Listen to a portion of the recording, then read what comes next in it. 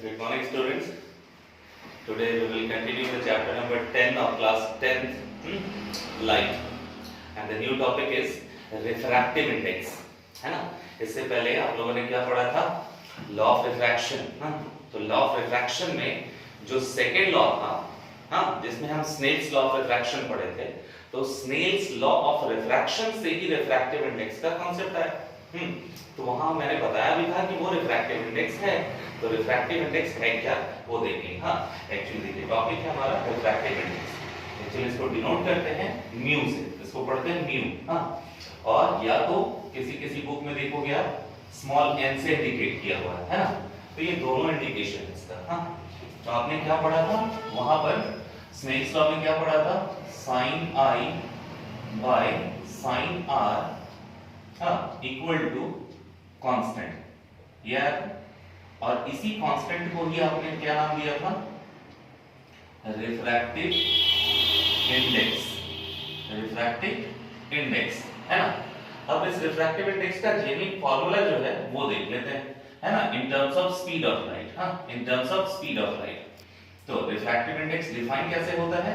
Refractive index है ना, refractive index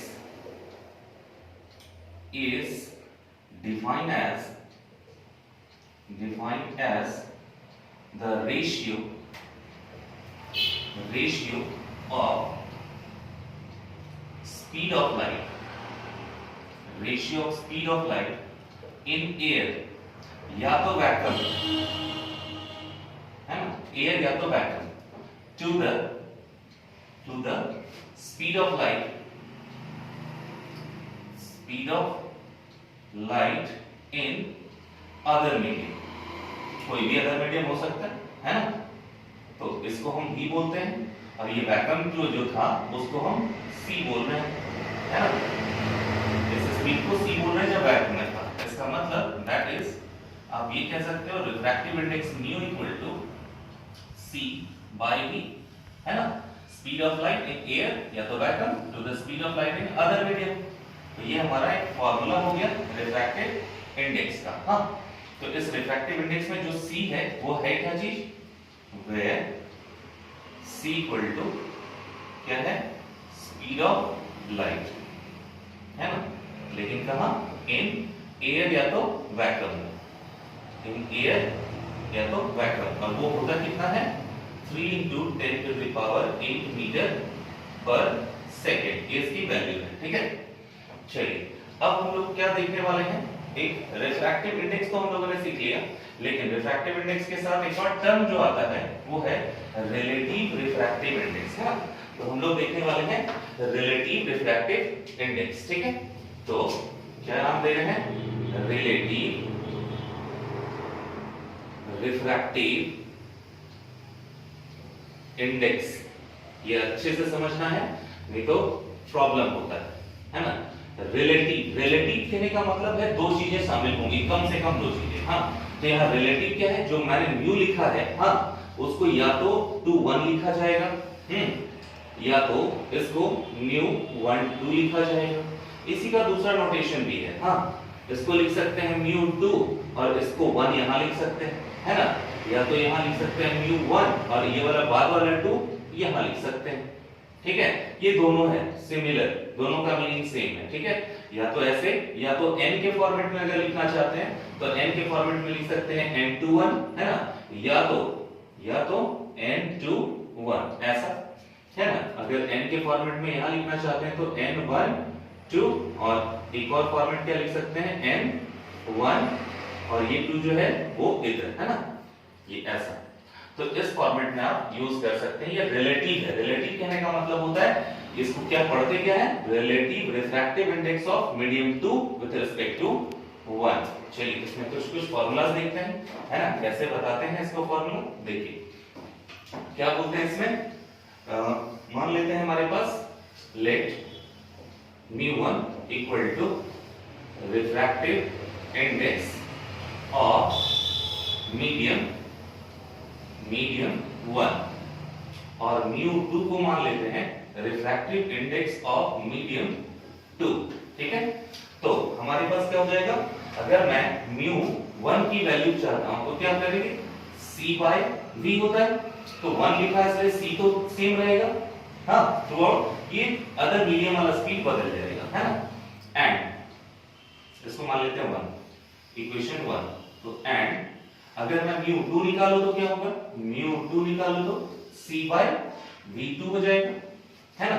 तो अगर मैं इसको इक्वेशन 2 मान लूं तो अब डिवीजन करते हैं तो दो फॉर्मेट हमारे पास आएगा, हाँ μ1 बाय μ2, ये क्या है देखेंगे, c बाय v1 और होल डिवाइडेड बाय करेंगे क्या, c2 bye c bye v2, तो c बाय v2, इसको जब डिवीजन को मल्टीप्लिकेशन में चेंज करते हैं तो ये ऊपर चला जाएगा और ये नीचे आ जाएगा, c मर गया, बाकी बचा क्या भाई, v2 बाय v1 और ये आया है μ1 bye μ2।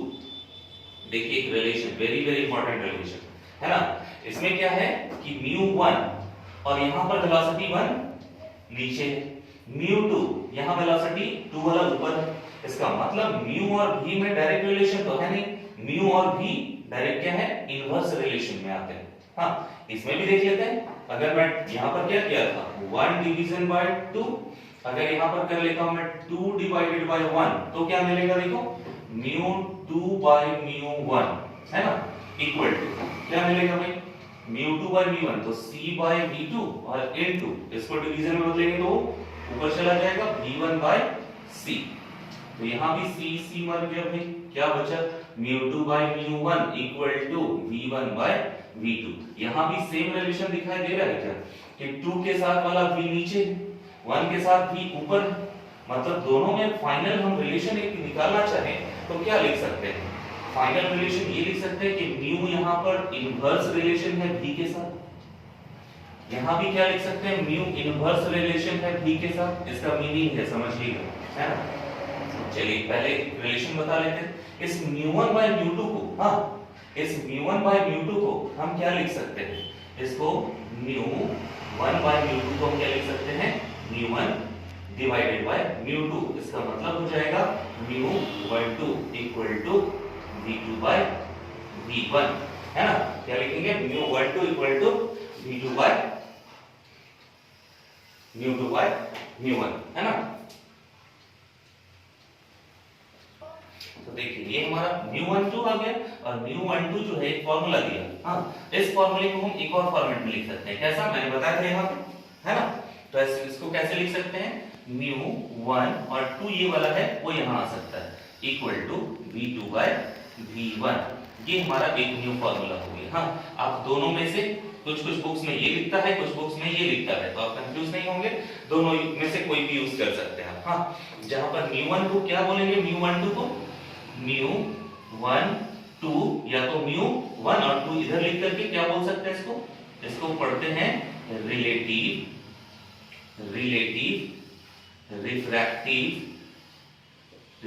Refractive index of medium, जो पहले होता है उसको पढ़ते हैं medium 1 with respect to medium दूसरा होता है 2, ठीक है। इसको पढ़ते हैं relative refractive index of medium 1 with respect to medium 2, या तो ऐसे भी बोल सकते हैं relative refractive index of medium 1 with respect to medium 2, ये हो गया, है ना। चलिए अब इसमें क्या लिख सकते हैं, सिमिलरली क्या इसको बोल सकते हैं भाई, म्यू, इसमें क्या लिखते हैं 1 2, इसमें क्या हो जाएगा μ2 1, है ना। इसको क्या लिख सकते हैं, v1 बाय v2, और क्या लिख सकते हैं म्यू, इसको 2 और यहां पर 1 लिख सकते हैं, equal to v1 bye v2, यहां ये एक फार्मूला बन रहा है ना। इसमें भी ऐसे लिख सकते हैं, और यहां फिर से क्या है, μ21 को हम क्या बोल रहे हैं, μ21 को क्या बोल रहे हैं, रिलेटिव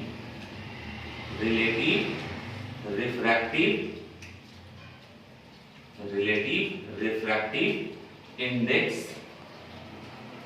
इंडेक्स ऑफ मीडियम, यहां पर medium 2 with respect to medium 1, इसको ऐसे पढ़ेंगे, है ना। तो याद रखिएगा रिलेटिव वाला वर्ड बहुत इंपॉर्टेंट है, इसको आप ऐसे भी इंडिकेट कर सकते हो, और इसी को आप कैसे इंडिकेट कर सकते हो, μ2 और इधर 1, तो दोनों सिमिलर है, हाँ दोनों सिमिलर है। दोनों की वैल्यू सेम, ठीक है। अब इन दोनों रिलेशंस में क्या दिख रही है, म्यू इनवर्सली प्रोपोर्शनल है v के, यहां भी म्यू इनवर्सली प्रोपोर्शनल है v के। इसका मीनिंग समझना है, बहुत इंपॉर्टेंट टर्म है, mu inversely proportional to v। मतलब क्या हुआ कि अगर म्यू बढ़ाते हैं तो v घट जाएगा, अगर म्यू इंक्रीज करते हैं तो v क्या होगा, डिक्रीज कर जाएगा। इनवर्स रिलेशन वही है। और अगर म्यू को हम डिक्रीज करते हैं तो v इंक्रीज हो जाएगा, दोनों में इनवर्स रिलेशन। इसका मतलब ये कह सकते हो कि इस जब रिफ्रैक्टिव इंडेक्स हाई हो रहा है तो वेलोसिटी कम हो जा रहा है। तो वेलोसिटी कम किस में होता है, रेयर मीडियम में या तो डेंसर मीडियम में, बताइए। डेंसर मीडियम में वेलोसिटी कम होता है, रेयर मीडियम में तो हाई होता है। इसका मतलब जिसमें वेलोसिटी कम हो रहा है वो डेंसर मीडियम होगा, है ना। इसका मतलब आप एक कंक्लूजन निकाल सकते हो, जिसको नोट में क्या लिख दे रहे हैं हम, देखिए। A material whose refractive index is higher, है ना, जिसका रिफ्रैक्टिव इंडेक्स हायर होता है, हाँ, वो कौन सा मीडियम होगा, वेलोसिटी लो होता है, तो उसमें कौन सा मीडियम होगा, वो डेंसर मीडियम होगा। हाँ, वो क्या होगा, डेंसर मीडियम होगा। क्यों, यहाँ स्पीड क्या है, स्पीड क्या है, लो है। स्पीड लो किसमें होता है, डेंसर मीडियम में। और दूसरा क्या दिखाई दे रहा है, अगर रिफ्रैक्टिव इंडेक्स को लो कर देते हैं, हाँ, रिफ्रैक्टिव इंडेक्स लो, रिफ्रैक्टिव इंडेक्स लो तो वेलोसिटी हाई, तो वेलोसिटी हाई कब होती है, किसमें, रेयर मीडियम में, क्योंकि उसका स्पीड है ना हाई होता है, इसमें स्पीड लाइट का हाई होता है। ये हमारा कॉन्सेप्ट हुआ रिफ्रैक्टिव इंडेक्स का, एकदम अच्छे से ध्यान से कवर कीजिएगा टोटली। हाँ, थैंक यू।